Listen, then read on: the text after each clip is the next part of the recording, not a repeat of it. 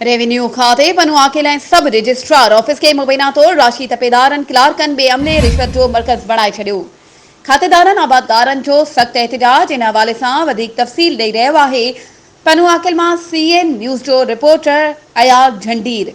जी अयाज़, छा तफ़सील आहिनि? जी तव्हांखे ॿुधायूं पिया त रेवेन्यू खातो पनुआकिल हुजे या सब रजिस्ट्रार ऑफिस पनुआकिल हुजे, आबादगार खातेदारनि लाइ वॾो अज़ाब बणिजी वियो आहे।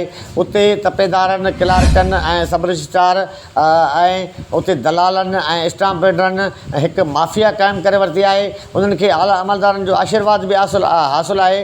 सेल सर्टिफिकेट, वारसी सर्टिफिकेट, विकिरे सर्टिफिकेट, फ़ौती खाते ऐं दाख़िला ते 25 खां 20 खां 30,000 रुपया, 50,000 रुपया ताईं रिश्वत जो रेट मुक़ररु कयो वियो आहे। जॾहिं त सब रजिस्ट्रार जा क्लार्क ऐं उन जा जेके ॿिया दलाल आहिनि उन्हनि पारां हिकु वैसे जी सिर्फ़ु दाख़िला करण जा 50,000 रुपया ताईं रिश्वत वरिती वञे पई ऐं ॿियो को स्टाम्प करायो वञे थो या का माप कराई वञे थी या का ॿी सतो फार्म हासिलु कयो वञे थो या का अहिड़ो ॿियो जाइज़ कमु करायो वञे थो त उहो आबादगारनि खातेदारनि केतिरा ई रुलाइण खां पोइ बि हज़ारनि रुपया रिश्वत वठी पोइ उहो कमु कयो वञे पियो।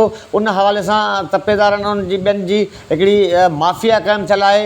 उन ॾिस में औरत SDM रिदा ज़हरा टालपुर पिणु बेवस बणियल आहे। ताज़ो एंटी करप्शन सखर जी हिकु टीम पनुआकिल रेवेन्यू ऐं सब रजिस्ट्रार ऑफिस छापो हणी तपेदार मोहम्मद अली खे 15,000 रिश्वत वठंदे सोघो करे जेल उमाणे छॾियो आहे।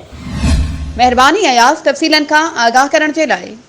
वधीक ख़बरुनि ऐं अपडेट्स जे लाइ असांजे चैनल खे सब्सक्राइब कयो ऐं हा, बेल आइकन खे प्रेस करणु न विसारिजो त जीअं असांजी हर नई अचण वारी वीडियो तव्हां ताईं पहुची